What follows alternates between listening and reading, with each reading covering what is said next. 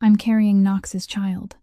Paige Whitmore placed the test results on the table, her other hand resting on her belly. She smiled the kind of smile that belongs to someone holding a knife no one else can see. Jolene stood a few steps away. She didn't cry. She didn't scream. She just looked down at the paper, then up at Knox. He sat across from Paige, his expression unchanged, but his fingers gripped the armrest until his knuckles turned white. "That child is not mine."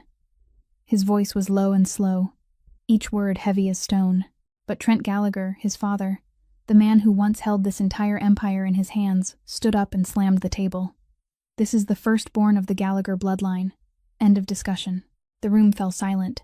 Jolene understood in this house. She had no allies, no family name, nothing but her own two hands. But she didn't bow her head, because sometimes the one with nothing left to lose is the most dangerous of all. This is the story of the most powerful man in Chicago, an orphan girl who never learned to be afraid, and a secret that once exposed brought an entire dynasty crashing down from within. If you want to know what that secret is, hit like and share this story right now. Subscribe to our channel so you don't miss what comes next, because no one saw it coming. 6 months before Paige Whitmore placed the test results on the table and destroyed everything, the story began in a place where light never reached. The basement of the Gallagher Holdings building, Chicago, 11 o'clock at night. The room had no windows, only a low-hanging light bulb shining down on the oak table set in the very center. 2 chairs faced each other. A glass of water sat on the table, untouched. Knox Gallagher sat on this side, his back resting against the chair, both hands placed on his thighs. He didn't say anything. He only looked. Across from him was Raymond Keyes, 47 years old, the man who had overseen all North Harbor operations for Gallagher Holdings for 9 years. Raymond was the man Knox trusted, the man who sat at the same conference table every Monday, the man who knew every number, every route, every warehouse, and he was also the man who had just been caught sending the entire shipping schedule to Garrett Cole, the Gallagher family's biggest rival in the war for control over Chicago's port system. Wyatt stood behind Knox, arms crossed, his face expressionless. He was Knox's right-hand man, 34 years old, the only person in the world who dared to tell Knox the truth to his face when it was necessary. But right now, Wyatt said nothing, because this part belonged to Knox. Knox picked up the water pitcher on the table, filled the glass, then pushed it toward Raymond. The movement was gentle, almost as if he were inviting a guest to afternoon tea. Raymond looked at the glass, then looked at Knox. Sweat ran down his temple. "Knox, I can explain." Knox didn't nod. He didn't shake his head. He only said, his voice calm as if he were reading the weather, "You have 30 seconds. I don't ask twice." Raymond swallowed. 30 seconds. He knew Knox wasn't joking. In this world, Knox Gallagher never repeated a sentence. Not because he had a temper, because he didn't need to. When Knox said something once, everyone understood that it was the last time. Garrett Cole. He paid me $50,000 a month. In exchange, I sent him the ship schedules and the warehouse lists. Raymond spoke quickly, his voice trembling. "It started in March. I needed the money. My daughter needed surgery." Knox listened, then fell silent. He didn't get angry. He didn't slam the table. He didn't curse. He only looked at Raymond with the eyes that anyone who had ever worked for Gallagher Holdings knew too well. Those eyes weren't hot. They were cold. Cold in the kind of way that made the person across from him want to run, but left their legs unable to move. Knox gave one nod. Just one.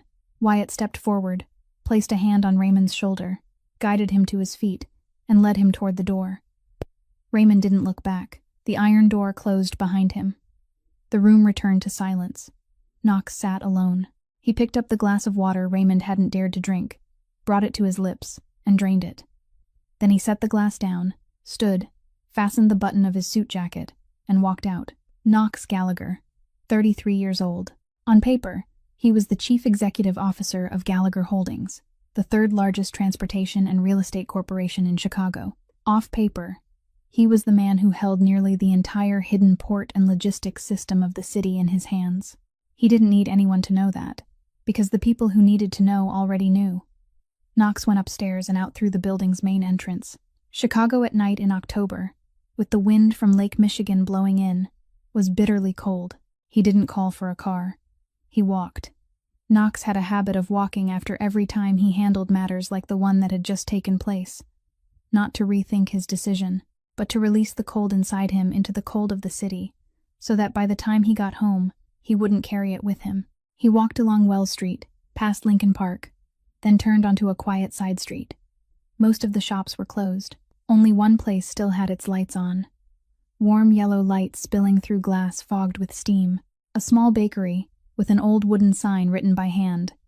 Ruth's Bakery. Knox hadn't meant to stop. But at that exact moment, shouting erupted from inside the shop, the crash of tables and chairs tipping over, the sound of glass breaking, and a woman's voice cried out, not in fear, but in fury. Knox stopped walking. Knox pushed open the bakery door and stepped inside. The scene before him was chaos. 2 wooden tables were overturned, chairs had been thrown to one side, and shards of glass from the cake display case were scattered across the floor. 3 of his men were cornering a man in the back of the shop. His name was Donnie Voss. He had once run errands for Gallagher Holdings, then stolen a stack of cash and disappeared 3 weeks earlier. Tonight, Knox's men had tracked him down in Lincoln Park. Donnie had panicked, run for his life, and crashed straight into the only bakery still open on the street. Behind the counter, an elderly woman was lying on the floor. Ruth, the owner of the shop, nearly 70 years old, had fallen when Donnie shoved the door open and burst inside. She was clutching her left arm, her face twisted in pain, trying to sit up, but unable to do it. And standing directly in front of her, between the broken glass and the flowers scattered all over the floor, was a girl. Thin, wearing a white apron covered in flour, holding a rolling pin raised level with her shoulder. She wasn't shaking. Her eyes were fixed on the 3 men, each of them twice her size, as they moved closer, and there was no fear in those eyes. There was only one thing: readiness. "One more step, and I swear I'll break your kneecaps." Her voice didn't rise into a scream. She spoke clearly, slowly, word by word, as though she had faced worse things than this before, and had survived every one of them. Knox's men stopped, not because they were afraid of a girl holding a rolling pin, but because Knox had walked in. He didn't need to speak loudly. He only stood at the door, both hands in his trouser pockets, and looked. That was enough. The 3 men immediately stepped back. Donnie Voss shrank into the corner, his face pale. Knox glanced at him once, then nodded toward Wyatt, who was standing behind him. Wyatt understood. He stepped forward, pulled Donnie to his feet, and led him out through the back door. No noise, no dragging it out. Clean, the way Knox handled everything. The bakery suddenly fell silent. Only Mrs. Ruth's labored breathing remained, along with the soft crunch of broken glass beneath shoes. The girl was still standing there, the rolling pin still raised at shoulder height, her eyes still locked on Knox. She didn't lower her hand. She didn't know who he was. She only saw a man walk in without saying a word, and everyone in the room obeyed him. That kind of power made her more wary, not more reassured. Knox looked at her. He looked at the thin hands tightly gripping the rolling pin, at the flour-stained apron yellowed with age, at the eyes that refused to lower even while she stood in the middle of the wreckage. He had met many people in his life. Men with guns, business tycoons, politicians who shook hands with smiles and stabbed people in the back with contracts. But rarely had he seen anyone look straight into his eyes the way this girl did. Not afraid. Not pleading. Not caring who he was. Knox said nothing to her. He only turned and walked toward the door. But before he stepped fully outside, he stopped for half a second and looked back over his shoulder. The girl had lowered the rolling pin, knelt beside the old woman, and was gently helping her sit up, murmuring softly, "Mrs. Ruth, I'm here. It's all right now." Knox walked away, but he remembered that face. The next morning, Wyatt arrived at Ruth's Bakery at 8 o'clock. The shop was closed for repairs. The glass of the display case had been temporarily patched with tape. 2 tables with broken legs were propped in the corner. Wyatt knocked on the door. Mrs. Ruth opened it, her left arm still wrapped in bandages. Wyatt didn't give much of an introduction. He handed her a thick envelope, inside it enough cash to repair the entire shop, along with a small business card. "My boss sends his apologies for the inconvenience last night. This money is for you to fix the shop." Mrs. Ruth looked at the envelope, then at Wyatt. She didn't ask who his boss was. She had lived long enough in Chicago to know there were certain questions a person shouldn't ask. She nodded and accepted the envelope. "Thank you. Tell your boss that next time he shouldn't let his people wreck someone else's shop." Wyatt almost smiled. He nodded, then turned and drove away. When Mrs. Ruth went back inside, Jolene was sweeping up the last pieces of glass from the floor. The old woman showed her the envelope. Jolene opened it, counted the money, and then saw the business card lying at the bottom. Knox Gallagher, Chief Executive Officer, Gallagher Holdings. A phone number was printed with it. Jolene looked at the business card for exactly 3 seconds. Then she walked straight to the trash can behind the counter and threw it in. Mrs. Ruth watched her and shook her head. That girl and her stubborn nature. Jolene turned back and kept sweeping. "Keep the money. You need it to fix the shop. But I don't need business cards from powerful men."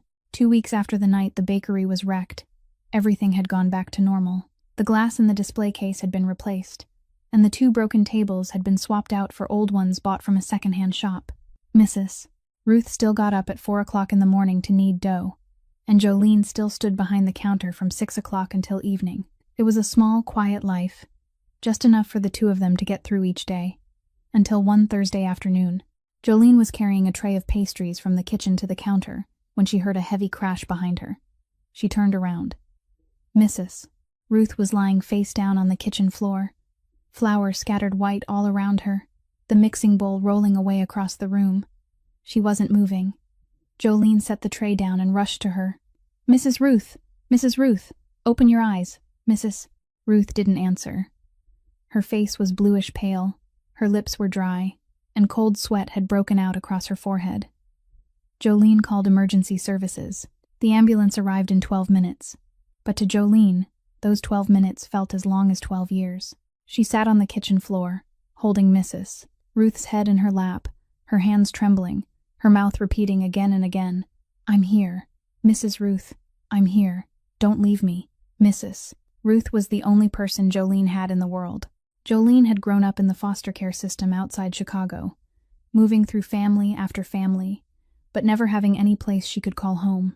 Until 6 years ago, when she was 19 years old, newly aged out of the system, with no degree, no family, and not a penny to her name. She pushed open the door of the little bakery on Wells Street and asked for a job.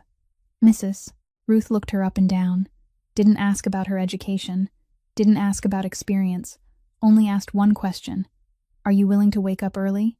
Jolene nodded. From then on, Mrs. Ruth taught her how to bake, let her sleep in the small room behind the shop, and paid her enough to live. She never said, "I love you like my own granddaughter." She simply did it. Every evening, she left a plate of warm pastries for her on the kitchen table. Every winter, she bought her a new coat. Mrs. Ruth didn't speak love. She baked it into every loaf of bread. At the hospital, the doctor called Jolene into a private room. "Mrs. Ruth has end-stage kidney failure. She needs a kidney transplant. The estimated cost is around $250,000, not including post-operative medication and long-term monitoring." Jolene listened, both hands clenched tight on her thighs. What happens if she doesn't have the surgery? Then there isn't much time left. Jolene stepped out into the hallway, leaned her back against the wall, and closed her eyes. She didn't cry. She didn't have time to cry. The next day, she began trying to borrow money. The first bank rejected her because she had no collateral. The second bank rejected her because her credit history was almost empty. The medical charity said this year's fund had already run out. She called 3 more support organizations. All 3 said the same sentence. "We're very sorry." By the 5th day, Jolene had knocked on every door she knew. Every one of them had closed. She sat in the hospital hallway at 9 o'clock at night, her head bowed, both arms wrapped around her knees. For the first time in many years, she felt truly helpless. And at that exact moment, a pair of black leather shoes stopped in front of her. Jolene looked up. Knox Gallagher stood there, both hands in the pockets of his coat, watching her with an unreadable expression. "You're the girl from the bakery." It wasn't a question. It was a confirmation. Jolene stood. "Who are you?" "The man who can pay $250,000 for Mrs. Ruth's surgery." Jolene frowned. "In exchange for what?" Knox looked at her. He liked that about her. No circling around, no thanking him first, no tears. Direct. "I need a wife. On paper. For 1 year." Jolene thought she had misheard him. "A wife?" Knox explained briefly. His father, Trent Gallagher, was forcing him into an arranged marriage with Paige Whitmore, the daughter of the Whitmore family, their longtime business partners. That marriage was an alliance of power, not love. Knox didn't want to be controlled. He needed a legal marriage before Trent could finish arranging the engagement. And he needed a wife to whom he owed nothing beyond a contract. 1 year. After that, you're free. Mrs. Ruth gets surgery next week. Jolene looked at him for a very long time. Then she shook her head. No. She turned her back and walked away. Knox didn't call after her. He knew she would say no, and he also knew tonight wasn't the time. That night, at 2 o'clock in the morning, Jolene's phone rang. The hospital called. Mrs. Ruth had gone into critical condition. Her blood pressure had dropped, and the doctors were trying to save her. Jolene ran to the hospital, her slippers still on the wrong feet. She stood outside the emergency room, looking through the small glass window, and saw Mrs. Ruth lying motionless, tubes and wires tangled all around her. And she knew she had no other choice. The next morning, Jolene called the number on the business card Wyatt had left for Mrs. Ruth. She didn't know that Knox had thrown away the business card she had tossed out and left another one for the old woman. Wyatt answered the phone. "Tell your boss I agree." 30 minutes later, Knox appeared at the hospital. Jolene stood waiting in the hallway, her face expressionless, but her eyes red from a sleepless night. She looked straight into Knox's eyes and said, "I'm agreeing because of Mrs. Ruth, not because of you. Don't ever think I owe you anything beyond this agreement." Knox nodded. "I don't need you to owe me. I need you to sign your name." 3 days after Jolene nodded in the hospital hallway, they stood inside Cook County City Hall in Chicago. No flowers, no music, no guests. Only an old judge reading the vows in a flat voice, as though he had read those same words 1,000 times before. Knox in his usual black suit. Jolene in a simple white dress, bought in a hurry from a budget store on Michigan Avenue, and Wyatt standing behind them as a witness, his face as cold and blank as always. When the judge asked, "Do you take this woman to be your wife?" Knox said, "I do," in a calm voice, as if he were signing a business contract, because at its core, that was exactly what it was. A business contract. Jolene said, "I do," without looking at Knox. She looked down at the flat shoes on her feet and thought of Mrs. Ruth lying in a hospital room, waiting for the surgery scheduled for the following week. That was the only reason she was standing there. There was no kiss after the vows. Knox opened the car door for her, and Jolene got in. The car drove across the city toward the northern suburbs. When it turned through the large iron gates and followed the stone driveway up the hill, Jolene saw the Gallagher mansion for the first time. She said nothing, but her hand tightened around the strap of the purse resting on her lap. The front door opened. Trent Gallagher stood in the foyer, 60 years old, silver hair combed back, spine straight, face hard as stone. He looked Jolene up and down. No greeting, no handshake, no "welcome to the family." He only looked, then turned to Knox and said a single sentence. "Her room is on the 2nd floor, at the end of the hallway on the left." Then he turned his back and walked away. The room at the end of the hallway on the left was the smallest room in the mansion, the farthest from Knox's room, right beside the laundry room. Jolene set her purse down on the bed and looked around. She didn't complain. She had slept in places far worse than this. In the days that followed, Jolene came to understand her position in that house with perfect clarity. Trent never said anything openly cruel to her. He didn't need to. He showed it in other ways. At the first dinner, the dining table was long enough for 12 people, and Jolene was seated at the very end, 7 chairs away from Knox. The household staff served everyone else first, and Jolene was always last. When Jolene asked a maid for more water, the woman looked toward Trent, as if waiting for permission. Trent didn't nod. The woman walked away. Jolene stood and poured the water herself. When the family discussed business in the living room, no one invited Jolene. When guests came, Trent introduced everyone in the house but passed over Jolene as if she were a vase on a shelf. No one said, "You aren't allowed," but everything said, "You don't belong here." Jolene said nothing. She didn't complain to Knox. She didn't ask for anything to change. She simply lived, quietly, counting each day in the 1-year contract. But she needed a place to breathe, and she found it in the kitchen. The Gallagher mansion had a large kitchen that the private chef only used from 6 o'clock in the morning onward. Before that, the kitchen was empty. Jolene began waking at 4:30. She went downstairs while the whole house was still asleep, turned on a small light, took out flour, butter, sugar, and began kneading dough. Not for anyone. Not to sell. Only because her hands needed something to do. And when she kneaded dough, her mind stopped thinking. She didn't think about Trent. Didn't think about the chair at the end of the table. Didn't think about the maid's eyes. She only kneaded, rolled, shaped, and placed the dough in the oven. The smell of warm pastries spread through the first floor before dawn. One morning, while Jolene was rolling dough across the stone counter, she heard footsteps. She turned around. Knox stood in the kitchen doorway, his hair slightly messy, his eyes still heavy with sleep, wearing a t-shirt and long pants. He looked at her. She looked at him. Neither of them said anything. Knox stepped inside, opened a cabinet for a cup, poured coffee from the pot already made, then sat down on the tall chair beside the kitchen island. He drank coffee. She rolled dough. Silence. Only the soft thump of dough against stone and the sound of coffee being sipped little by little. No one asked, "Why are you up so early?" No one said, "You couldn't sleep?" They were simply there, in the large kitchen at 5 o'clock in the morning, each doing their own thing, but sharing the same space. The next morning, Knox came down again, and the morning after that, and the morning after that. He never explained why. Jolene never asked. But from that day on, the kitchen at 5 o'clock in the morning became the only place in that enormous mansion where Jolene felt she wasn't invisible. Jolene endured it for 3 weeks. 3 weeks of sitting at the end of the table. 3 weeks of being ignored. 3 weeks in which not a single person in that house looked at her as if she were a human being. She didn't complain, didn't tell Knox, didn't look for anyone to confide in. But Jolene wasn't the kind of person who could endure forever without reaching a limit. That limit came on a Saturday evening. The family dinner ended, the guests left, and the servants cleared the table. Knox went upstairs to take a phone call. Only Jolene and Trent remained in the dining room. Trent sat at the head of the table, drinking liquor and turning the pages of a newspaper. He knew Jolene was standing there, but he didn't bother to look up, as if she were an extra chair someone had forgotten to put away. Jolene walked over. She stood directly in front of Trent, 2 steps away from him. Trent still didn't look up.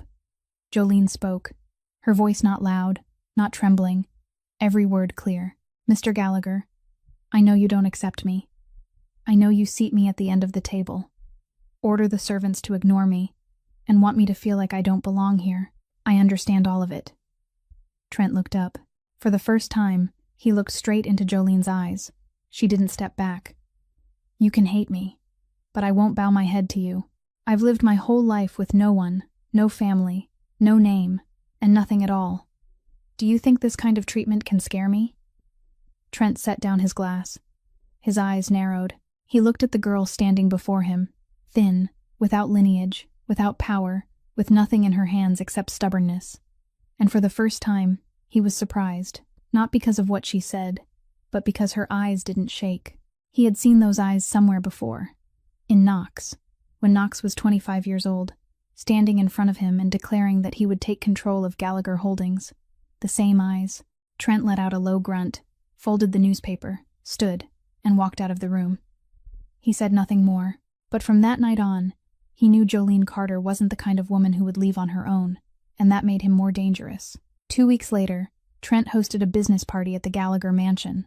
More than 40 guests, all of them partners, lawyers, and influential figures in Chicago's business world. Jolene stood beside Knox in the reception hall, trying to look normal, even though she had never attended any gathering bigger than Mrs.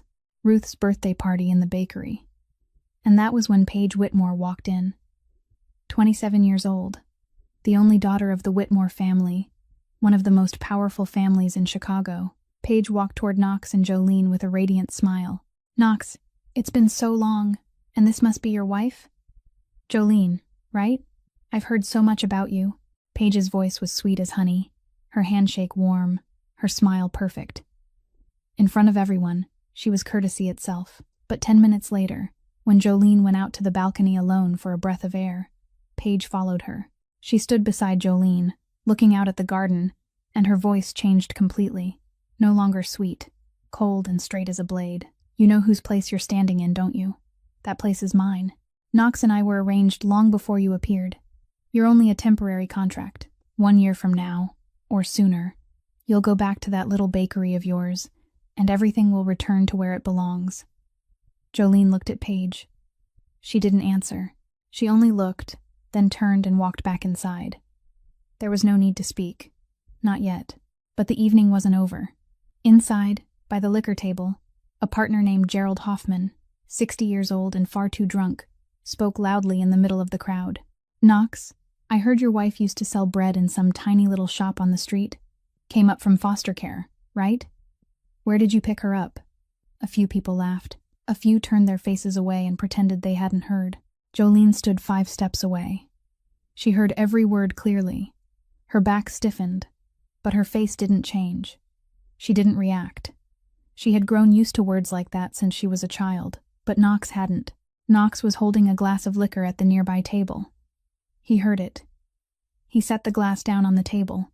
Slowly, gently, but the soft clink of the glass bottom touching the table made that entire corner of the room fall silent.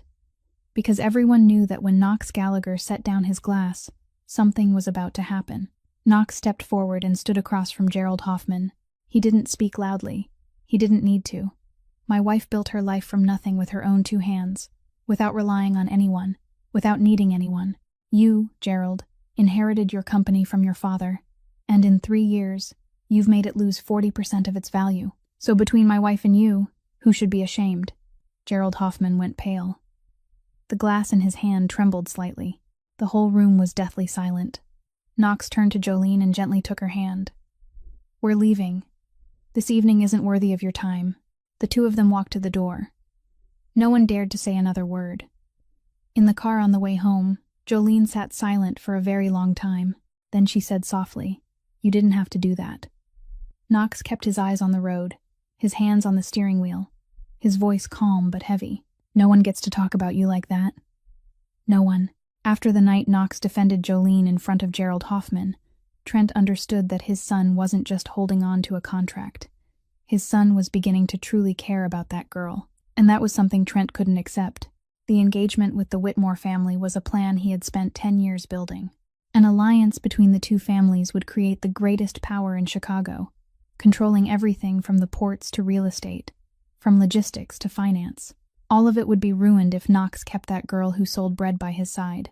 Trent needed Jolene gone, and if she didn't leave on her own, he would make sure she was pushed out. One afternoon, when Jolene returned from the hospital after visiting Mrs. Ruth and reached the gate of the mansion, a strange man was already waiting there. He looked about 30 years old, dressed plainly, holding a large envelope in his hand.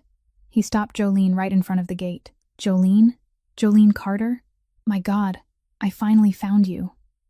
Jolene looked at him and didn't recognize him. "Who are you?" "You don't remember me?" "Brody. Brody Sullivan. We were in the same foster home when you were 16. Have you forgotten?" Jolene shook her head. "I don't know you." Brody Sullivan opened the envelope and pulled out a stack of photographs.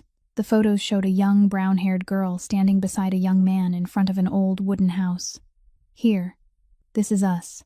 You and me. We lived together for 2 years before you left. I've been looking for you for so long." Jolene looked at the pictures. The girl in them looked like her, but she wasn't her. Jolene had never lived with anyone named Brody Sullivan. She had never been in that wooden house. "You have the wrong person. I don't know you." She turned and walked through the gate. Brody called after her, "Jolene, don't pretend you don't remember. I know you're living with rich people now, but don't forget what we used to have together." Jolene didn't turn back. She walked straight into the house, but she didn't know that from the 2nd-floor balcony, Knox had seen everything. He saw the strange man standing in front of his gate, talking to Jolene, showing her photographs. He saw the man call her name with a familiar tone, and he saw Jolene walk away, but he didn't see her push the man away or show any anger. He only saw her leave. Silently, Knox called Jolene into his study. She stepped inside and saw Knox standing beside the window with his back turned to her. He turned around, and for the first time since they had met, Jolene saw something in Knox's eyes that she had never seen there before. Suspicion. The man at the gate. "Who is he?" Knox's voice was low and calm, but every word was heavier than usual. Jolene looked straight at him. "I don't know him. He came on his own and claimed he was someone from my past. I've never met him in my life." Knox was silent. He looked at her for a long time. In Knox's world, everyone could lie. Everyone had a hidden past, and he had seen too many times when the words, "I don't know him," turned out to be the most blatant lie of all. He wanted to believe Jolene, but his mind, the mind that had been trained for 10 years in a world where trust could get a person killed, wouldn't let him believe her right away. "Wyatt will check." That was all Knox said. Then he turned his back to the window again. Jolene stood there for 3 more seconds. Then she turned and walked out, closing the door gently behind her. She didn't cry. She didn't scream. But on the way back to her room, her steps felt heavier than on any day since she had entered that house. Because she could endure being looked down on by outsiders. But being doubted by Knox was different. 48 hours later, Wyatt placed a file on Knox's desk. Brody Sullivan, real name Craig Melling, 32 years old. A third-rate commercial actor from the suburbs, hired for $10,000 to come to the Gallagher mansion and pretend to be Jolene Carter's former lover. The photographs were edited. The girl in the pictures wasn't Jolene. The payment had been sent through an intermediary account, but Wyatt had traced it back. The money came from Trent Gallagher's personal account. Knox finished reading and set the file down. He sat still for a very long time. Then he stood and walked out of the room. It was 3 o'clock in the afternoon. Jolene was in the kitchen, not because she couldn't sleep, but because for the past 2 days, she hadn't known how to do anything except knead dough. When her hands worked the dough, her mind could stop thinking about that look of suspicion. Knox stepped into the kitchen. Jolene heard his footsteps, but she didn't turn around. She kept kneading, her eyes lowered to her hands, her eyes red but dry. She wasn't crying. She refused to cry over this. Knox came to stand beside her. He stood there for a while, watching her hands work the dough, watching the white flour clinging to her from wrist to elbow. Then he did something Jolene hadn't expected. He placed his hand on the lump of dough between her 2 hands. Gently, he took the dough away and set it aside. Then he took both of her hands in his.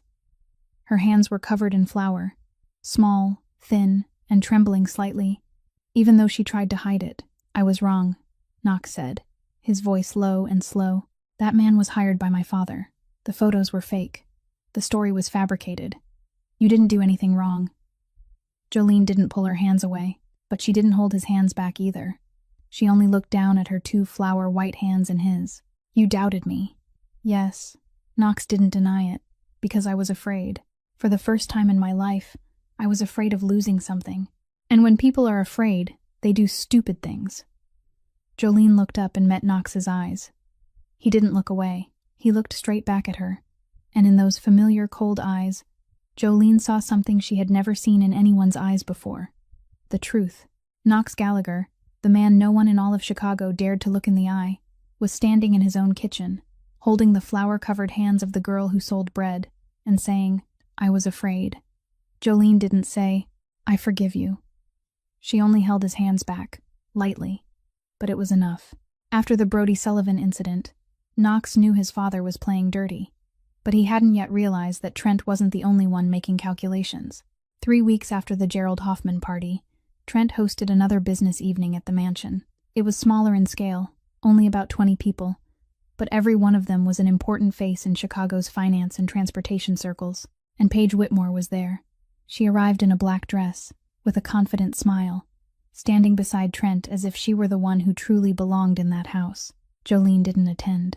She was upstairs on the 2nd floor, in her room, reading a book. She had learned that these parties weren't meant for her, and she didn't need to force herself into them. Knox was downstairs receiving guests. He drank little, as always. Knox never allowed himself to lose control because of liquor. He drank just enough to be polite, and he always poured his own glass. That was a rule. But that night, in the middle of a conversation with 2 partners from the West Side, Knox left the table to take an important phone call. He left his glass of liquor on the table. Only 2 minutes. When he came back, the glass was still in the same place. He picked it up and drank it down. Paige stood a few steps away, speaking with a guest, her eyes sliding over Knox before turning away. No one noticed. 30 minutes later, Knox began to feel strange. His head grew heavy, as if someone had placed a stone on his forehead. His vision blurred, and the lights in the room began to smear. His legs felt as heavy as poured lead. Knox had been drinking his whole life. He knew how his body reacted to alcohol, And this wasn't alcohol. This was something else. He tried to steady himself and move toward the stairs. Wyatt saw Knox staggering and stepped forward to support him. "Boss, are you all right? Take me to my room." That was the last sentence Knox remembered saying. After that, everything was darkness. The next morning, Knox opened his eyes. Sunlight streamed through the bedroom curtains and fell straight across his face. His head hurt as if someone were hammering it from the inside. His body felt heavy, his mouth dry and bitter. He was lying in his own bed, still wearing the trousers and dress shirt from the night before, but the buttons were all undone. He tried to sit up, and that was when he saw Paige. She was sitting in the armchair beside the bed, her legs together, her hands resting on her lap, still in the black dress from the night before, though it was slightly wrinkled now. Her eyes were red, as if she had just cried, or as if she were pretending she had just cried. Knox looked at Paige. His eyes turned cold at once, even though his head still hurt badly enough to feel like it might split open. "What are you doing in my room?" His voice was hoarse, but sharp. Paige lowered her head, her voice small and trembling. "Knox, you were too drunk last night. You pulled me up to your room. I didn't know what to do. I was afraid to leave you alone, so I stayed to watch over you." Knox said nothing. He looked at Paige, then looked down at himself. He tried to remember the night before. The last memory he had was Wyatt supporting him at the foot of the stairs. After that, there was nothing at all. Knox Gallagher never lost consciousness because of alcohol. Never. In 10 years of running Gallagher Holdings, he had drunk at hundreds of parties and thousands of negotiations. Not once had he lost control. The drink last night had been tampered with. He knew that as certainly as he knew he was breathing. "Get out of my room," Knox said, his voice not loud, but every word clear as a cut from a blade. Paige looked up, her eyes wide. "Knox, I only wanted to take care of. I said get out of my room." "Right. Now." Paige stood, both hands gripping the arms of the chair, her eyes still red. She walked to the door, then stopped and turned back as if she wanted to say something more. Knox looked at her with an expression she had never seen on his face before. It wasn't anger. Anger had limits. That look was a warning that needed no words. Paige walked out and closed the door behind her. Knox sat on the bed for 5 more minutes. He closed his eyes, breathed, and forced his aching head to stop long enough for him to think clearly. Then he stood, changed his clothes, and went to find Jolene. Jolene was in the kitchen, making breakfast for herself as she did every day. She heard Knox's footsteps, turned around, and saw his face. She knew something had happened. "Something happened last night," Knox said, standing 2 steps away from Jolene. He didn't sit down. He didn't take coffee.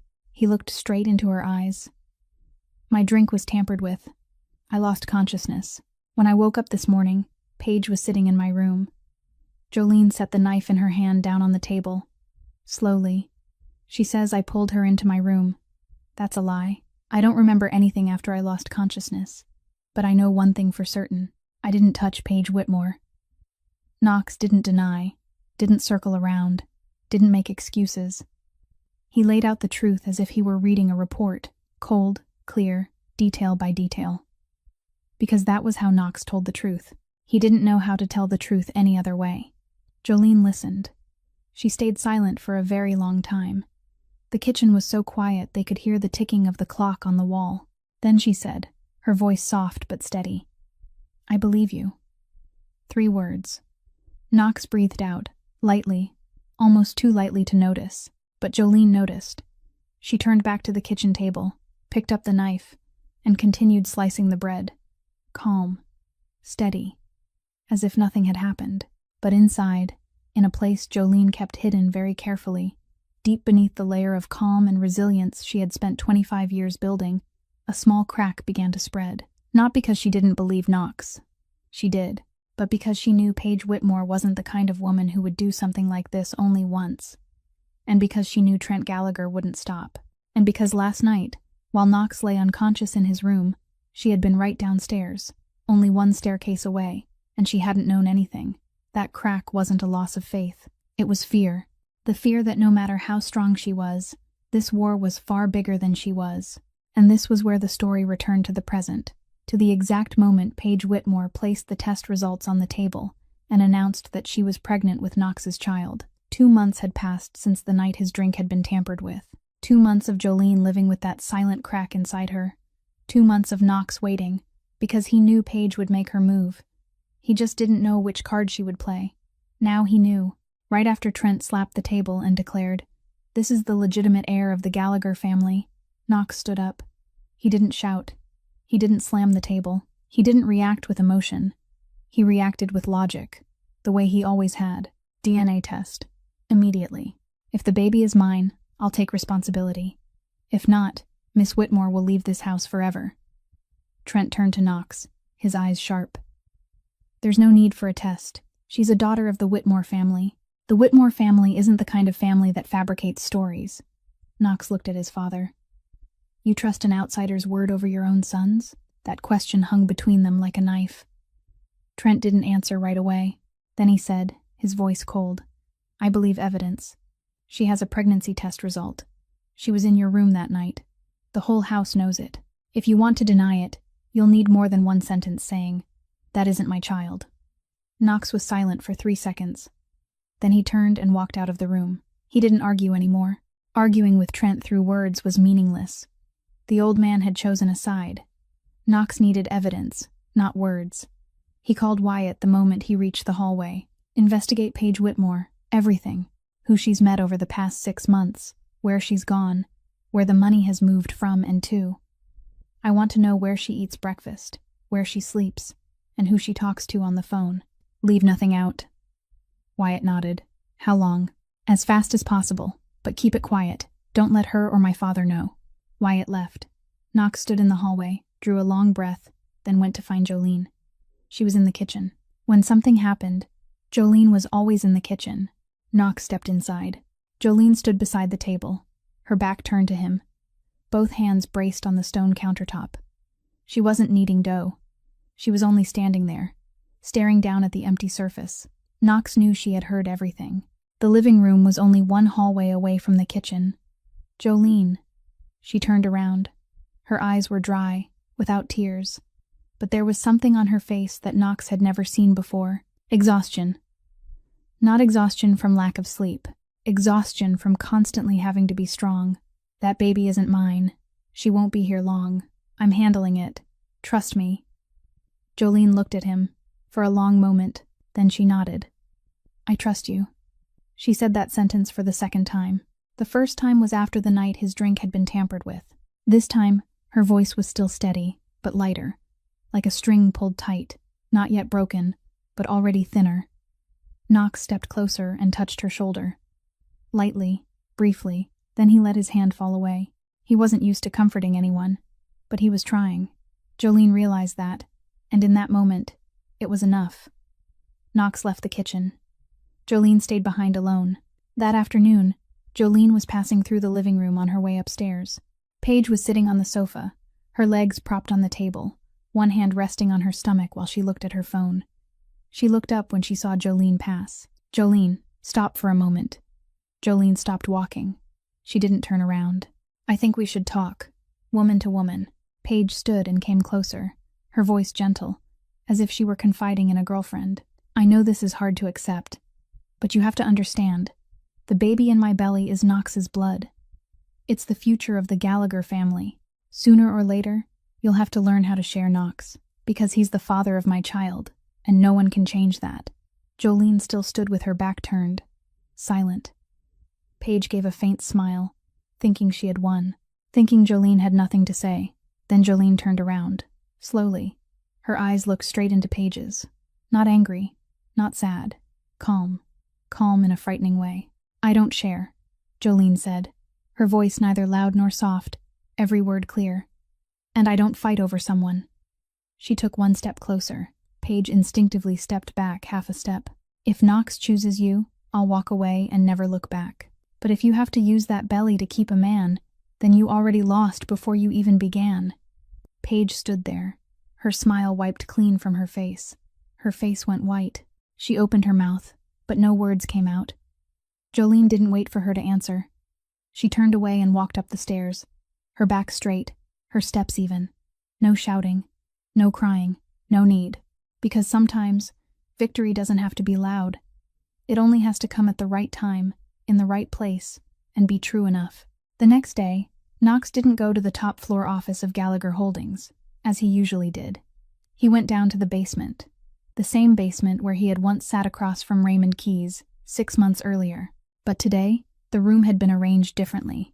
A long conference table, 12 chairs, every seat ready. Wyatt had summoned 11 people under Knox's orders, the 11 highest-ranking subordinates of Gallagher Holdings, the people who held every crucial link in the entire system, from port operations, logistics, and real estate, to finance. These were people loyal to Knox, not Trent. They followed Knox because Knox was the man who had turned Gallagher Holdings from an empire in decline under Trent's hand into the most powerful organization in Chicago. They sat down. Knox stood at the head of the table. He didn't greet them, didn't make an opening remark, didn't circle around anything. Starting today, every financial and personnel decision at Gallagher Holdings goes through me, not through my father. No exceptions. Every transaction over $50,000 requires my signature. Every staffing change at middle level or above requires my approval. Anyone who contacts my father about business without going through me first, I'll consider that a violation. Knox looked at each of them in turn. Anyone who disagrees, walk out the door right now. 12 seconds of silence. No one stood up. No one moved. Knox nodded. Good. Wyatt will send the new procedures today. Dismissed. The 11 people stood and left the room one by one. No one said a word. When only Wyatt remained, Knox sat down and loosened his tie. Wyatt asked, "The old man will know within a few hours." Knox looked at Wyatt. "He's known for a long time. He's just been waiting to see whether I'd dare to do it." Knox had just cut away Trent Gallagher's real power. The old man still lived in the mansion, still sat at the head of the dinner table, still was called Mr. Gallagher. But from today onward, that was only a name. The real power belonged to Knox. But Trent wasn't a man who surrendered easily. That very afternoon, while Knox was still at the office, Trent made his move. He called the family's private doctor to the mansion, ordered the servants to clear out the large sitting room on the second floor, beside Knox's room, and turn it into a fully furnished bedroom. Then he called Paige Whitmore over. "Move your things in here. Starting today, you'll stay at the mansion. The family doctor will monitor your pregnancy every week. You're carrying my grandchild, so you need to be properly cared for." Paige smiled. "Yes, thank you, Uncle Trent." When Knox came home at 8 o'clock that evening, he went up to the second floor and saw the sitting room door open. Inside, everything had been completely rearranged. Paige's suitcases sat beside the bed. Her personal items were on the vanity. Her coat hung on the rack. It was already done. Knox stood in the doorway for 3 seconds. His jaw tightened. Then he turned and walked back toward his own room. He didn't throw Paige out right away. Not because he didn't want to, but because he didn't yet have DNA evidence. If he threw a pregnant woman out of the house while she was claiming to be carrying his child, before there was anything to prove otherwise, the entire family would turn against him. Trent would use it to rally his side. Knox knew how to play chess, and he knew the king never made the first move. He was patient. Wyatt was investigating. The evidence would come, and when it did, Knox wouldn't need to throw Paige out. She would collapse on her own, while the power struggle unfolded upstairs. On the first floor, in the large kitchen, another story was happening. Jolene discovered Millie one evening when she went down to the kitchen late. Millie was the daughter of Mrs. Donna, the longest-serving maid in the mansion. The little girl was about 6 years old, with curly hair and round eyes, sitting in the corner of the kitchen with a picture book open in front of her. She pointed at each letter, her lips moving as she tried to sound them out, but her eyes were narrowed because she couldn't read them. Jolene sat down beside Millie. "Are you learning to read?" Millie looked up, nodded, a little shy. "Yes, I'm practicing, but I read very slowly." Jolene smiled. She took a pinch of flour from the jar on the shelf, sprinkled it across the table, then used her finger to draw a large letter in the layer of flour. "This is the letter A. Try drawing it after me." Millie laughed brightly, stuck her tiny finger into the flour, and copied it. Flour flew everywhere. The two of them, smiling like two sisters, burst into laughter in the kitchen. From then on, every evening after dinner, Jolene taught Millie to read. No one asked her to. No one knew. There was only Jolene, Millie, the layer of flour, and the letters drawn on the table. 1 week later, a brand new set of picture books appeared in Millie's room, hardcover, bright with color, along with a small study desk just the right size for her. No card, no sender's name. Millie hugged the books and ran all over the house, showing her mother, showing Jolene, showing anyone who would listen. Wyatt told Knox about it while driving him to work that morning. She's teaching little Millie to read, every night, in the kitchen. Knox looked out through the car window. He said nothing, but Wyatt had driven Knox long enough to know. When Knox was silent like that, it wasn't because he didn't care. It was because he cared more than words could express. Garrett Cole wasn't a fool. He knew he couldn't strike Knox Gallagher head-on. The entire Chicago port system leaned toward Knox, and the underground transportation network Knox controlled was so tight that if one unfamiliar container appeared at berth number 3, it would be discovered within 6 hours. Garrett had been losing to Knox on the chessboard of power for the past 3 years. But now, through his own sources, Garrett knew something no one had known before. Knox Gallagher had a weakness, the girl who sold bread. Garrett planned for 2 weeks. On Wednesday afternoon, at 2 o'clock, a fire broke out at warehouse number 7 in the East Harbor, an area controlled by Gallagher Holdings. The flames spread fast, and 2 containers began smoking. Wyatt received the news and immediately sent nearly the entire security team and emergency personnel to the scene. Knox received the news too, but he was at the office, 40 minutes from the harbor. He ordered Wyatt to handle it, then got into his car and headed for the harbor himself. Knox's personal security team followed him. Jolene's security team, which usually consisted of 2 men quietly following her whenever she left the mansion, was also sent to assist because the harbor situation was critical. The Gallagher mansion was almost empty, and Jolene, knowing nothing about the fire, drove to the hospital to visit Mrs. Ruth as usual. She went alone. On Ashland Road, about 10 minutes from the hospital, a black SUV blocked the road in front of her.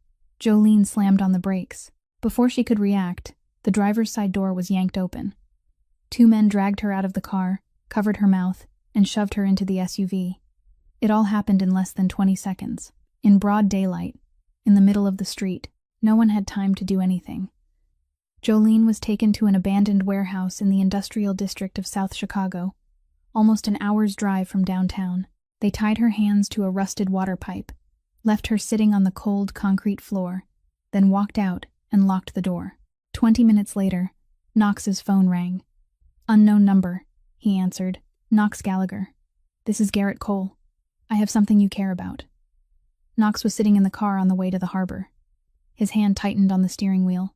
"Your girl is with me, unharmed, for now. If you want her to stay that way, it's simple. Sign over control of the South Harbor. I'll send the contract by email." Knox was silent for 3 seconds. Then he spoke, his voice not changing at all.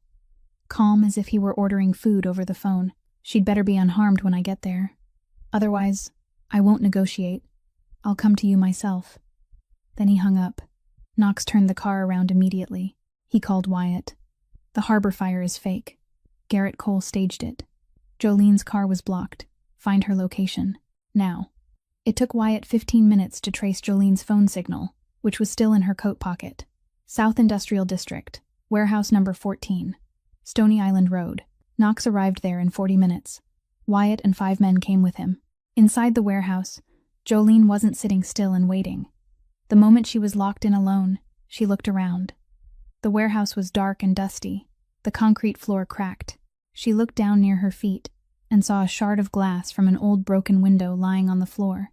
She used her foot to pull the shard closer, then twisted her body and tried to cut the rope with it. Slowly, painfully, the sharp glass sliced into her hands several times, leaving a few scratches. But Jolene didn't stop. She clenched her teeth and kept cutting. The rope began to fray. When the iron door of the warehouse burst open and the afternoon light flooded in, Knox was the first person to cross the threshold. He saw Jolene sitting on the floor, her hands still tied to the water pipe, but the rope was almost cut through. The shard of glass with white powder clinging to it lay beside her foot. Her hands had several scratches, not deep, but red, and her eyes, when she looked up and saw Knox, held no tears, no fear. Only exhaustion and a small trace of relief she tried to hide. Knox walked over and knelt beside her. He didn't ask, "Are you all right?" He looked at her hands, at the scratches, at the rope nearly cut through, and at the glass on the floor. He understood what she had done. He took off his coat and gently wrapped it around both of her hands. Then he said, his voice soft, almost only loud enough for the two of them to hear, "Next time, don't use glass. Leave it to me." Jolene looked at him, and for the first time since they had met, since the chaotic night in the bakery, since the hospital hallway, since the kitchen at 5 o'clock in the morning, Jolene smiled. Not a loud smile, just the faint lift of one corner of her mouth, light, quick, then gone. But Knox saw it, and he knew it was real. Wyatt cut the rope and helped Jolene stand. Knox turned to Wyatt. "Garrett Cole. Cut every contract. Close the South Harbor to him. Block every shipping route. He wanted one harbor, then he'll lose everything." Wyatt nodded. "And the two guards who left their post watching Jolene?" Knox looked at Wyatt. "Fire them. Today. Anyone assigned to protect what's mine and leaves for any reason doesn't deserve to stand inside Gallagher Holdings." On the way home, Jolene sat in the passenger seat, Knox's coat still wrapped around her hands. She looked out through the window, silent. Knox drove, eyes on the road. Neither of them said anything, but for the first time, the distance between the driver's seat and the passenger seat no longer felt so far. That night, Jolene couldn't sleep. She lay on the bed in the room at the end of the hallway, her eyes open, staring at the ceiling. Both of her hands were still lightly bandaged where the shard of glass had cut her that afternoon. The wounds didn't hurt, but every time she closed her eyes, she saw the iron door of the warehouse, the cold concrete floor, and the darkness. She hadn't been afraid while she was in there. She was certain of that, but now, when she was safe, when she was lying in bed, the fear finally decided to come. It always came late. Jolene knew this because she had lived through it many times in her life. Fear never arrived at the right moment. It came afterward, when everything had gone quiet, when she no longer needed to be strong. And tonight, it came. She got up, put on a coat, and stepped into the hallway. The mansion was silent, 2 o'clock in the morning, and the whole house was asleep. Jolene didn't mean to go anywhere in particular. She only wanted to walk, to feel the floor beneath her feet, to know she was somewhere safe, not on the concrete floor of that warehouse. She walked along the second-floor hallway, past Knox's room, past Paige's room, down the stairs, then stopped in front of a heavy oak door at the end of the first-floor hallway. Knox's study. The door was slightly open. Inside, it was dark, with only moonlight slipping through the large window. Jolene pushed the door and stepped in. She wasn't looking for anything.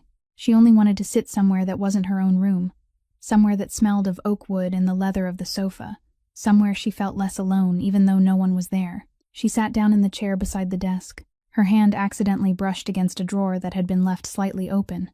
The drawer slid out gently. Inside, among papers and pens, was a small silver bracelet, simple, thin, with no name engraved on it, but old enough that the silver had gone dull in several places. Jolene picked up the bracelet. Light, small, a woman's bracelet, or one that had belonged to a young girl. She looked at it in the moonlight, turning it over and over. "That belonged to my sister." Jolene startled and turned around. Knox was standing in the doorway. He was still wearing long pants and a t-shirt, barefoot. He hadn't slept either. Jolene set the bracelet down on the desk, gently. "I'm sorry. I didn't mean to go through your things." Knox didn't answer the apology. He stepped into the room and sat down in the chair across from Jolene. Moonlight fell across half of his face, while the other half remained in shadow. "Someone important to you," Jolene said softly. Not a question, but an understanding. Knox looked at the bracelet on the desk. He stayed silent for a very long time. So long that Jolene thought he wouldn't say anything, and she was about to stand and leave. Then Knox opened his mouth. "Noelle, my sister, 19 years old." His voice was low, slower than usual, as if every word had to climb over some wall inside him before it could come out. 8 years ago, Noelle got caught in a dispute between two families. She disappeared. My father was in power then. He refused to act because he said he wouldn't let the enemy see weakness. He said sacrificing one person to preserve the whole family was a reasonable price. Knox stopped. His jaw tightened, then loosened again. Noelle never came home. 7 words. 7 words Knox Gallagher had never said to anyone. Not to Wyatt. Not to any partner, subordinate, or woman who had ever passed through his life. No one knew Noelle existed, except the people inside the family. And no one knew about the silver bracelet in the drawer. Only Knox. And now, Jolene.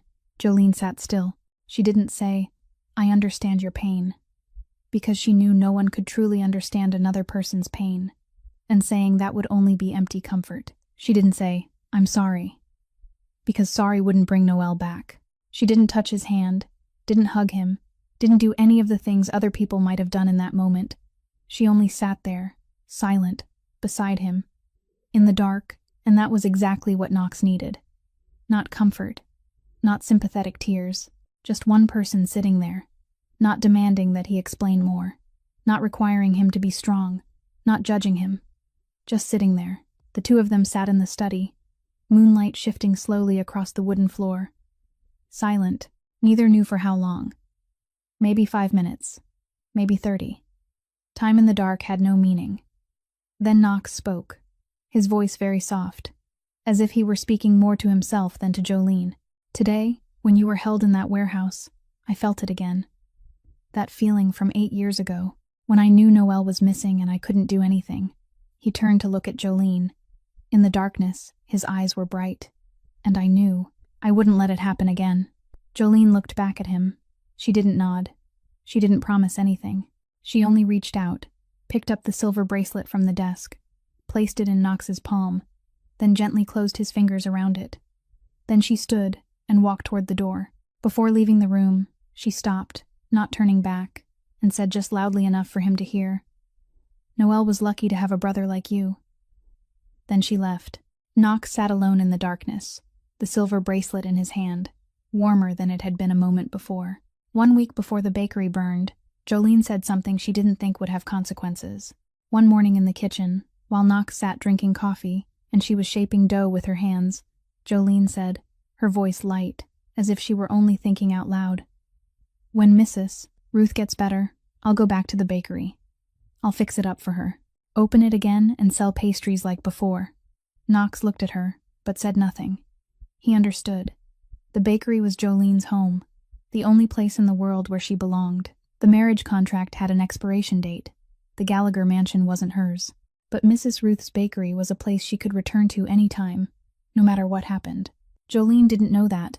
That morning, Trent had walked past the kitchen. He didn't come in, but he heard it. Every word. "When Mrs. Ruth gets better, I'll go back to the bakery." Trent understood at once. The bakery was Jolene's way out. It was the last thread keeping her standing. Cut that thread, and she would have nothing left. And a person with nothing left would leave on her own. At 3 o'clock on Tuesday morning, Jolene's phone rang. "Unknown number," she answered. On the other end was the Chicago Fire Department.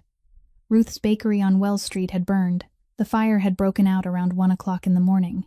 No one had been inside when it happened. The entire shop had been reduced to ruins. Jolene drove there. She didn't remember how she drove. Didn't remember whether there had been any red lights on the way. Didn't remember whether she had locked her car door or not. She only remembered the moment she stood on the sidewalk of Wells Street and looked at the place where she had lived for 6 years. Nothing remained. The wooden sign that read, "Ruth's Bakery," the one Mrs. Ruth had written by hand, had turned to charcoal. The iron doorframe was warped. Inside there was ash, broken brick, and the harsh smell of smoke that burned sharply in her nose. The cake display case, whose glass had only been replaced after that chaotic night 6 months ago, had melted. The dough table where Mrs. Ruth had taught her to bake for the first time, where Jolene had placed her hands into flour and, for the first time, felt useful, was now a black pile of ash. Jolene collapsed onto the sidewalk. Her knees touched the cold ground, her arms wrapped around herself. She didn't scream. She didn't wail. She only sat there, on the sidewalk, in front of the ruins. And for the first time in a very long time, tears ran down her face, without her trying to hide them. Knox arrived 15 minutes later. He stepped out of the car, looked at the ashes, then looked at Jolene sitting on the sidewalk. He didn't hug her. He knew it wasn't the time. There were moments when a person needed to hurt alone, without anyone touching them. Knox stood beside her, half a step away, silent. He looked at the ruins. His jaw tightened. His eyes went cold. Not their usual cold, the kind of cold that belonged to a man who had already begun counting down. He took out his phone and called Wyatt. "Get to Wells Street, now." 2 days later, Wyatt found the middleman, a man who specialized in dirty work, named Lloyd Pratt, 41 years old, living on the South Side. He had been paid $15,000 to take care of the bakery. Wyatt tracked him through the security camera of the shop across the street, and one careless phone call. 11 o'clock at night, an abandoned parking lot in Bridgeport. Knox leaned against the hood of the car, both hands in his pockets. Wyatt stood beside him. Lloyd Pratt was brought in, his face pale, his legs trembling. Knox looked at him. He said nothing for the first 30 seconds. 30 seconds of silence in an empty parking lot, in the middle of the night, with Knox Gallagher looking straight into a man's eyes, was a heavier punishment than any threat. Then Knox took out his phone, turned on the screen, and showed it to Lloyd. On the screen was a photograph of a small house on the South Side. In front of the door, a middle-aged woman was walking a small dog.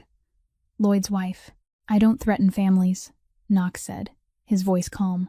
"I don't do that. But the person who hired you has no problem with it.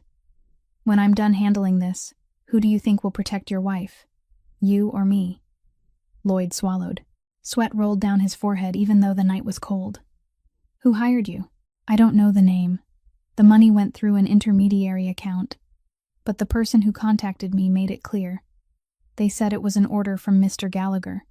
The older Mr. Gallagher, not the young one." Knox went silent. He wasn't surprised. He had suspected it from the start.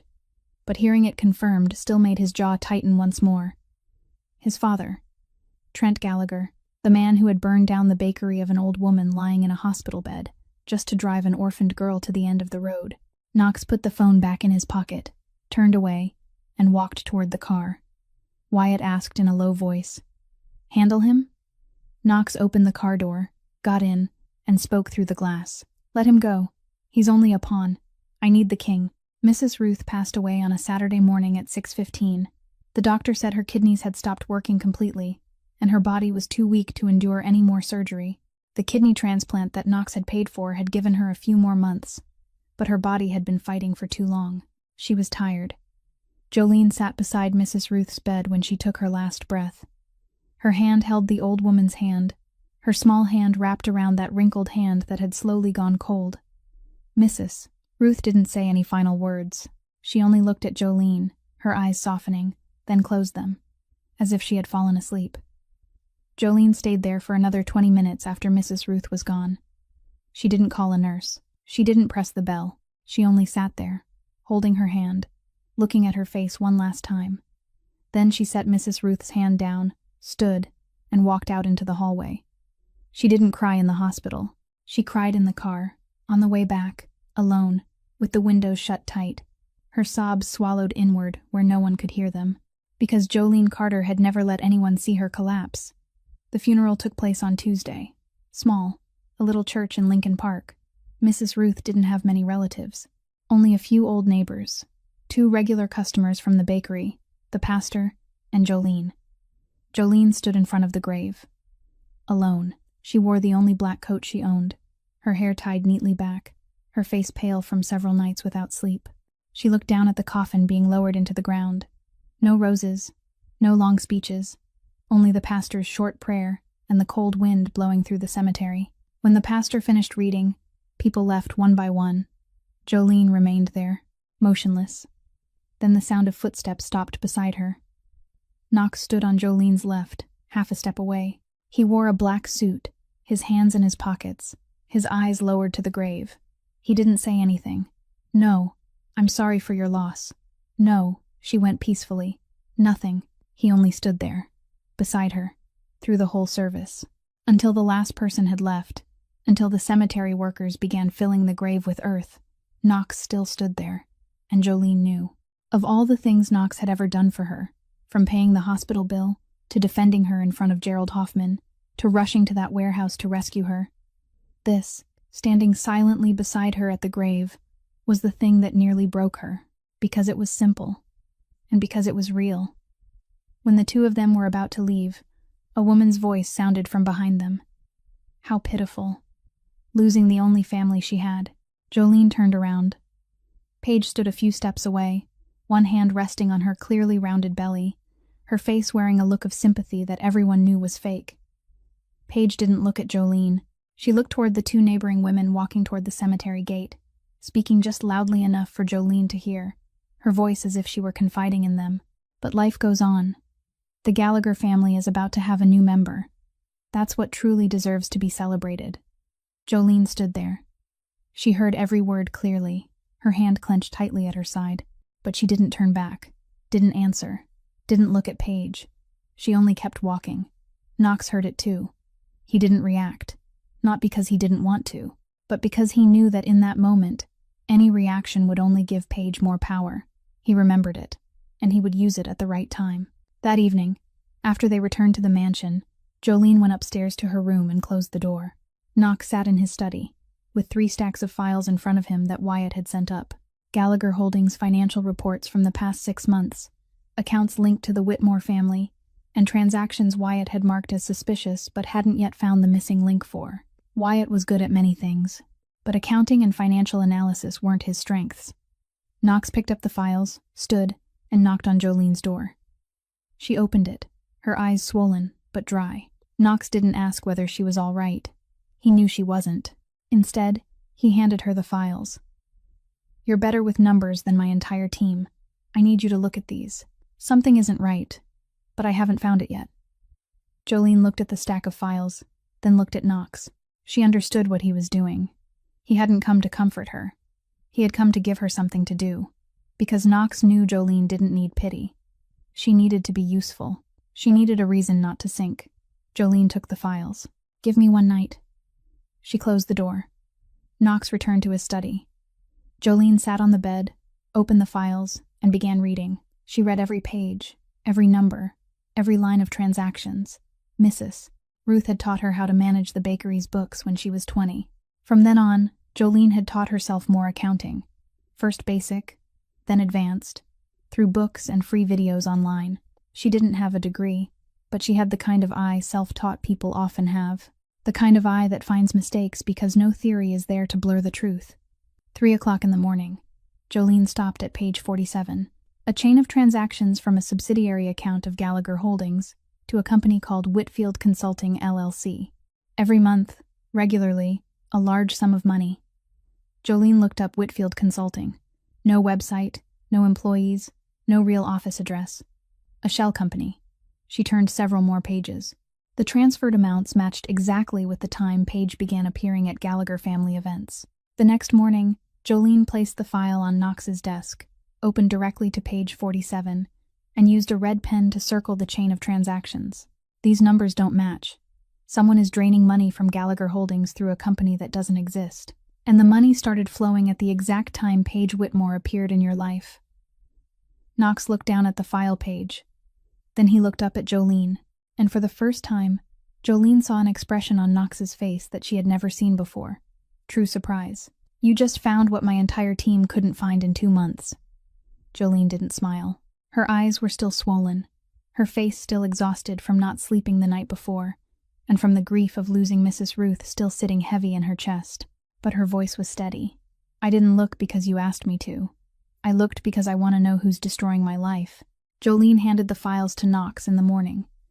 By afternoon, she had made her decision. She sat on the bed in the room at the end of the hallway and looked around. The smallest room in the Gallagher mansion. The place Trent had put her on her very first day as a reminder that she didn't belong here. 6 months. She had been here for 6 months. 6 months of sitting at the end of the dining table. 6 months of being ignored by the servants. 6 months of Trent Gallagher trying every possible way to push her out. 6 months of Paige Whitmore provoking her every day. 6 months of losing one thing after another. First, peace, then trust, then the bakery, then Mrs. Ruth. Jolene looked down at her hands.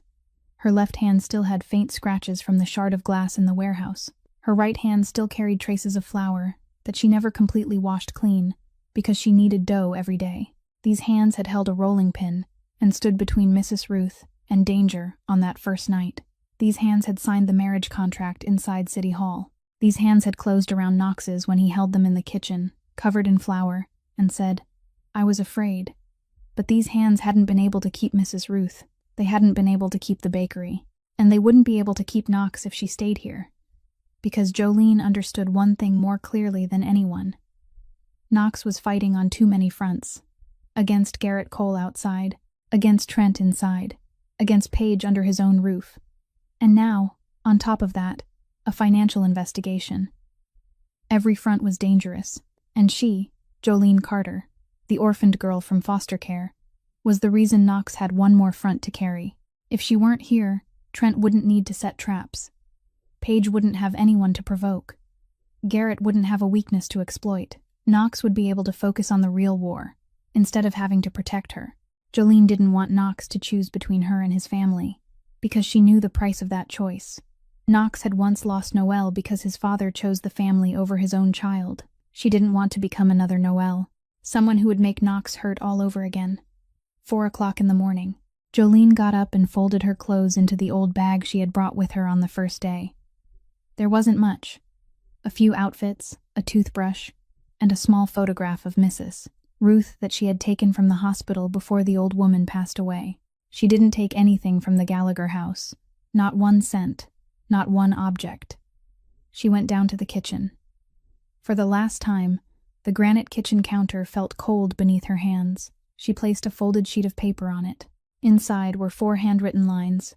Knox, the agreement is ending early. I can't stay here anymore. Thank you for everything. Don't look for me.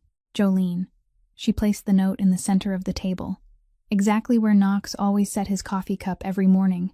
Then she left the kitchen, went out through the back door, got into the car, and drove away. She didn't look back. At 7 o'clock in the morning, Knox came down to the kitchen. The lights were already on, but the kitchen was empty. No smell of flour, no sound of dough being kneaded, no Jolene. Knox looked around. Then he saw the note on the table. He picked it up, opened it, and read 4 lines. He read them twice. Then he folded the paper again, carefully, every crease precise, and placed it in the inside pocket of his jacket, over the left side of his chest. He sat down on the chair beside the kitchen table, the chair where he had sat every morning for months, drinking coffee and watching Jolene knead dough. He sat there, silent. The kitchen was empty, cold, and so quiet that he could hear the refrigerator humming. Knox didn't slam the table. He didn't punch the wall. He didn't shout.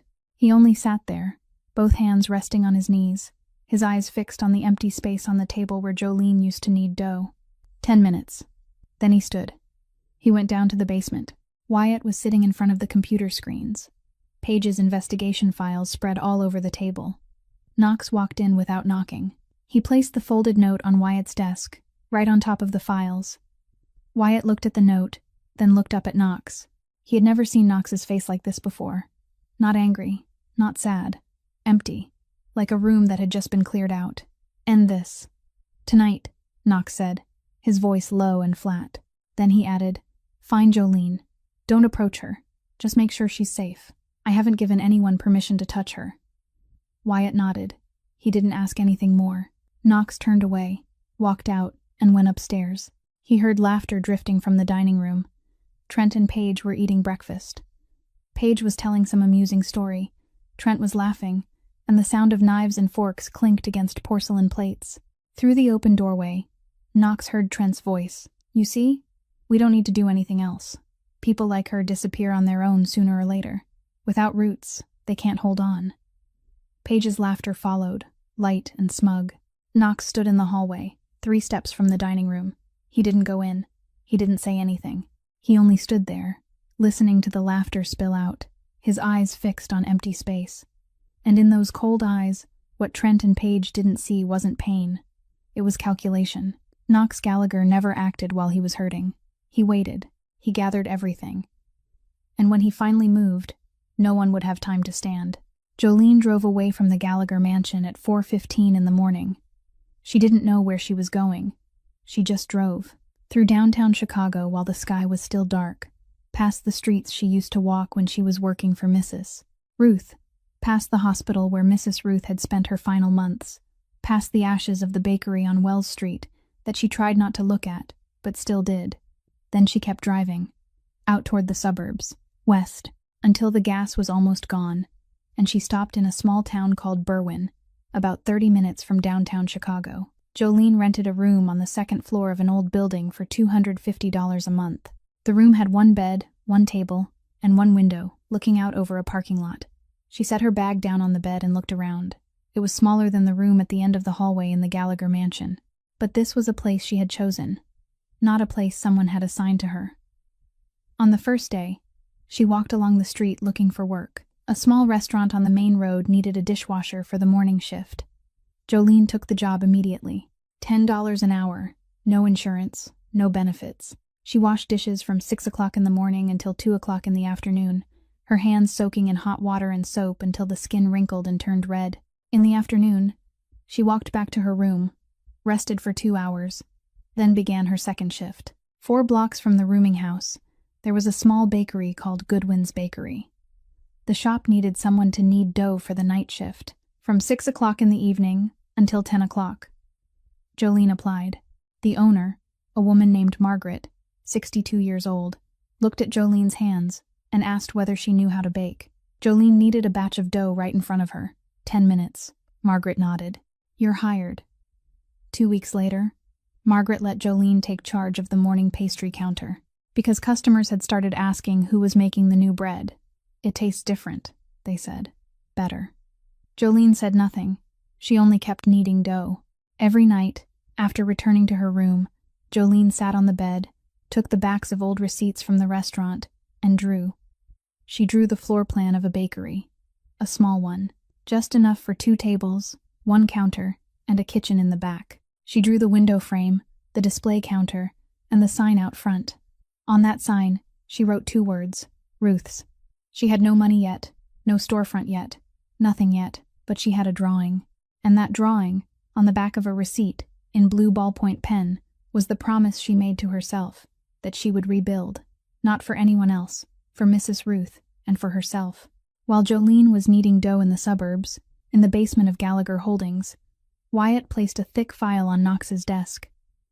3 weeks of nonstop investigation, not enough sleep, following every dollar, every call, every meeting, and now everything was complete. 3 things, Wyatt said, standing across from Knox. First, the bakery fire on Wells Street.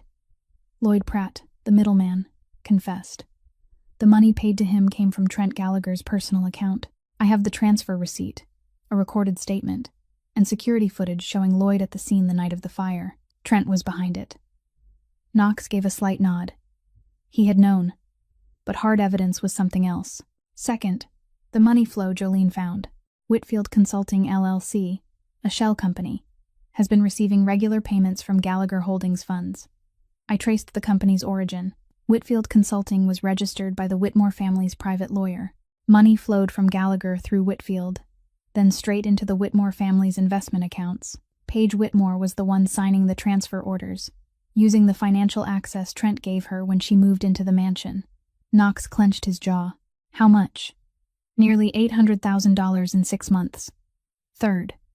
Wyatt paused for 1 second. This was the heaviest part. The baby in Paige's belly. I hired someone to get a blood sample from Paige through the family doctor she trusts. Prenatal DNA test. The result. Wyatt placed the paper on the desk. Knox looked down. The printed line was clear. Probability that Knox Gallagher is the biological father. 0%. Completely excluded. The baby isn't yours. Knox looked at the paper. His face didn't change, but his left hand closed into a fist on the desk, the knuckles turning white. Who's the father? Jared Cole, the eldest son of the Cole family. Paige and Jared have been involved since at least before she appeared at the Gallagher house. The whole plan, from beginning to end, was to use Paige to infiltrate the Gallagher family, use the baby carrying the Gallagher name to seize inheritance rights, and use the Whitfield money stream to drain the assets from the inside. Wyatt added, Trent doesn't know this part. He thinks Paige is really carrying his grandchild. He was fooled by the Whitmores, exactly the same way he fooled Jolene. The room went silent. Knox read the DNA result again. Then he set it down, turned the paper face down, and placed his hand over it. Call a family meeting. Tonight, everyone present. 8 o'clock at night. The large meeting room on the first floor of the Gallagher mansion. This room was only opened when the most important matters of the family had to be handled. The last time it had been used was 8 years ago, when Knox declared that he was taking control from Trent. A long oak table, 14 chairs, pale yellow ceiling lights, no open windows. Trent sat at the head of the table, as always. Even though his real power had been cut away by Knox weeks ago, he still sat in that seat, the habit of a man who had once held everything. Paige sat on Trent's right, one hand resting on her clearly rounded belly, her face calm. She even smiled faintly as the subordinates entered. The 11 highest-ranking subordinates of Gallagher Holdings took their seats one by one. Wyatt stood by the door, holding a black leather briefcase. Everyone was present. Only one person was missing. Knox entered the room at 8:10, 10 minutes late. Not because he was busy, because Knox wanted everyone to wait. He wanted them to feel the silence. He wanted the room to become heavy enough before he began. He wore a black suit, no tie, the top button of his shirt open. His eyes were calm, too calm. The kind of calm Wyatt knew was the most dangerous. Knox didn't sit down. He stood at the opposite end of the table from Trent, father and son looking at each other from the two ends of the long table. Knox placed his hand on the tabletop. Tonight, I called everyone here for one reason. Someone in this house has been betraying the Gallagher family. The whole room went silent. Paige frowned slightly. Trent looked at Knox, a flicker of caution passing through his eyes. Knox turned to Wyatt. He nodded. Wyatt opened the leather briefcase, took out the first document, and handed it to Knox. Knox held the paper and placed it on the table, slowly, gently, like setting down a chess piece. The first document, a transfer receipt from Trent Gallagher's personal account to a man named Lloyd Pratt. $15,000. Lloyd Pratt was the man behind the fire at Ruth's Bakery on Wells Street. Knox looked at Trent. You burned down the bakery of an old woman lying in a hospital bed to push an orphaned girl to the end of the road, because you thought that if she lost everything, she would leave on her own. Trent didn't react. His face was hard, but his eyes blinked faster than usual. Knox placed the second document on the table. The second document, a report on the money flow from Gallagher Holdings funds. Over the past 6 months, nearly $800,000 has been transferred from our family accounts to a company called Whitfield Consulting LLC. This company has no employees, no office, no business activity. It's a shell company, registered by the Whitmore family's lawyer. Money flowed from Gallagher through Whitfield, then straight into the Whitmore family's accounts. Knox looked at Paige. For the first time that evening, he looked directly into her eyes. And the person who signed the transfer orders, using the access my father gave her, was you, Paige Whitmore. Paige opened her mouth. Knox, I don't know what you're talking about. This is a misunderstanding. Her voice was still sweet, still calm, but the hand resting on her belly tightened. Knox didn't answer her. He placed the third document on the table, slower than the first two, so slowly that everyone in the room could hear the sound of paper touching wood. The third document, prenatal DNA test results, conducted by an independent laboratory, using a blood sample from Paige Whitmore. Knox stopped. He looked around the table. Everyone held their breath. The probability that I am the father of the baby, 0%, completely excluded. The meeting room seemed to lose all its air. No one moved. Paige went pale. Her smile disappeared. The hand on her belly trembled slightly. The father of the baby is Jared Cole, the eldest son of the Cole family. Paige has been involved with Jared since before she ever appeared in this house. The entire plan, from beginning to end, was to plant Paige inside the Gallagher family, use a baby carrying the Gallagher name to seize inheritance rights, and drain the assets from the inside. Knox looked at Paige. His voice was low, slow, every word clear. You wanted to plant another man's child inside my family. You wanted to use that belly to steal everything. You thought I wouldn't know? Paige burst into tears. Tears ran down both cheeks. Knox, please listen to me. I was forced. My family forced me. I didn't have a choice. Knox no longer looked at her. He turned to Trent. And you. Trent sat still. Both hands rested on the table, his fingers linked together. His face showed no expression, but his eyes had changed. The familiar sharpness was gone. In its place was something Knox had never seen in his father before. Confusion. You burned down the bakery of the only woman who never took a single cent from this house. You hired a man to pretend to be her former lover to destroy my marriage. You gave financial access to the enemy and called her a daughter-in-law of the family. You welcomed into this house the woman who was erasing your own family and drove away the only person who was sincere with your son. Knox stopped. What do you want me to call that? Trent didn't answer. For the first time in 60 years of his life, Trent Gallagher, the man who had once held an entire empire in his hands, the man who had never lost an argument, sat silent. Not because he chose silence, because he had nothing to say. Knox turned to Wyatt. Escort Miss Whitmore out of the mansion. Right now. Cut every tie with the Whitmore family. Contracts, joint accounts, business agreements. Close them all. Before the end of the week. Wyatt nodded and stepped forward. Paige stood, tears still running down her face, looking around the room for a face that might show sympathy. There was none. The 11 subordinates either looked down at the table or looked away. Trent stared straight ahead and did not look at her. Paige was escorted to the door by Wyatt and another man. The sound of her heels echoed across the wooden floor, then faded into the hallway. The meeting room door closed. Knox looked around the table. The meeting is over. The 11 people stood one by one and left. No one said a word. Trent was the last. He rose slowly, pushed his chair back into place, and walked out. When he passed Knox, he stopped for half a second. Father and son looked at each other. Trent opened his mouth, but no words came out. Then he walked away. Knox stood alone in the meeting room. 14 empty chairs, the long oak table, 3 documents still lying on its surface. Knox walked to the window and looked out. The front lawn of the mansion was dark. Far away, the lights of Chicago flickered. He stood there for a very long time. Alone, in the great house where now there was no one he wanted to come home to. Wyatt found Jolene in Berwyn on the very first day she left. He reported to Knox that she had rented a cheap room, washed dishes during the day, and kneaded dough at night in a small bakery called Goodwin's Bakery. She was safe. Knox didn't go to her. Not yet. He needed to clear out the garbage first. Now the garbage had been cleared. Paige had left the mansion. The Whitmore family had been cut off completely. The evidence against Trent had been presented before the family. Every threat had been dealt with. And now, Knox stood in front of the mirror in his bedroom, taking off the expensive watch on his wrist, removing his suit jacket, removing his tie. He put on a black t-shirt, jeans, and a jacket. He walked out of the mansion without calling Wyatt, without calling a driver, without calling anyone. He drove himself.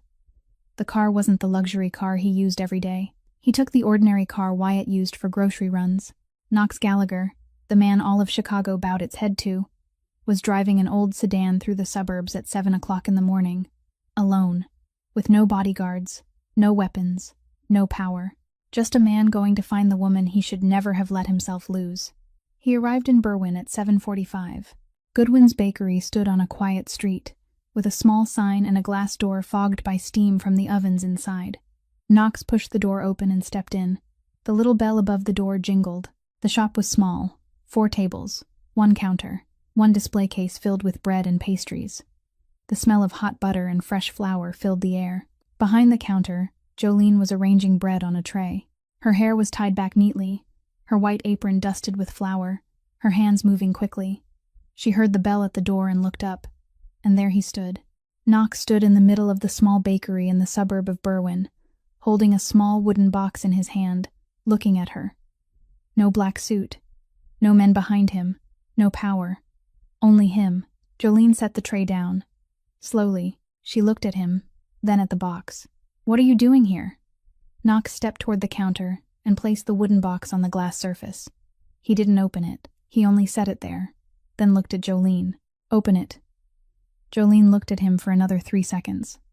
Then she lifted the lid. Inside, resting on black velvet, was a key. Not a car key, not a mansion key, a shop key. She looked at the key, then at Knox. She didn't understand. Knox said, his voice softer than any voice Jolene had ever heard from him. "The bakery on Wells Street. The old lot. I rebuilt it. From the floor plan, the display counter, the kitchen, all the way to the sign out front. Everything is new." He stopped. "The sign says Ruth's. the way Mrs. Ruth would have wanted. Jolene looked at the key. Her hand began to tremble. Not because she was cold. Because over the past 6 months, she had lost everything. She had lost Mrs. Ruth. She had lost the bakery. She had lost the place where she belonged. And now, lying on black velvet inside that wooden box, was the key that led home. But Jolene didn't pick it up. She looked at Knox, her eyes red but dry, her voice steady. "I don't need you to save me." Knox wasn't surprised. He knew she would say that. He looked at her flour-covered hands, at the old white apron, at the small bakery she had found for herself, the place where she had begun building her life again from nothing, with her own 2 hands, and the stubbornness he loved most in her. "I know," Knox said. "You're the last person on this earth who needs anyone to save her. You stood back up before I could even get here. You always do." He paused. "I didn't come to save you, Jolene. I came because without you, I'm the one who doesn't know the way home." The small bakery fell silent. There was only the low hum of the oven in the back, and the smell of bread fresh from the heat. Jolene looked at Knox. The most powerful man in Chicago was standing in a small bakery in the suburbs, wearing a t-shirt and a jacket, looking at her with a gaze she had never seen from anyone in all 25 years of her life. Not the gaze of a man who wanted to possess her. Not the gaze of someone offering charity, but the gaze of a man who had found the place where he belonged, and that place was her.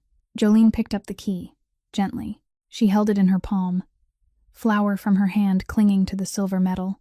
She didn't say thank you. She only said softly, "Then stay here. I need someone to wash trays." Knox looked at her, and for the first time, not a brief smile, not one corner of his mouth lifting and disappearing, Knox Gallagher truly smiled. In that small bakery, between flour and the smell of warm bread, the 2 of them stood there. No diamond ring, no proposal, no grand wedding. Only 1 key, 2 flour-covered hands, and a smile they had both waited a long time for. After that, Knox Gallagher did something no one in Chicago's underworld could believe. He cut ties with the underground system completely and turned Gallagher Holdings into a fully legitimate transportation and real estate business. It wasn't easy. It wasn't quick. But he did it. Because he had found something power couldn't buy. Jolene opened the bakery on Wells Street, on the exact old ground, with the same sign that read Ruth's. She taught baking for free to young people who had just aged out of the foster care system, people like the girl she had once been, with no family, no place to belong, only 2 empty hands and a dream no one believed in. Knox and Jolene's story wasn't a fairy tale. There was no prince saving a princess, no miracle, only 2 people beaten down by life, finding each other among the ruins, and choosing to stand beside each other when the whole world turned its back. The greatest lesson from this story, perhaps, is this: a person's worth doesn't lie in bloodline, family status, or the amount of money in a bank account. It lies in how you treat other people when no one is watching. And real love isn't about saving someone. It's about standing beside them when they don't need you to save them, only need you to be there. If this story touched your heart, please hit like and share it so more people can hear it. Subscribe to our channel to listen to new stories every day. How do you feel about Knox and Jolene's story? Leave a comment below. We'd truly love to hear the feelings from deep inside your heart. We say goodbye for now, and wish everyone watching this video good health, a joyful life, and peace every single day. Goodbye, and see you again in the next video.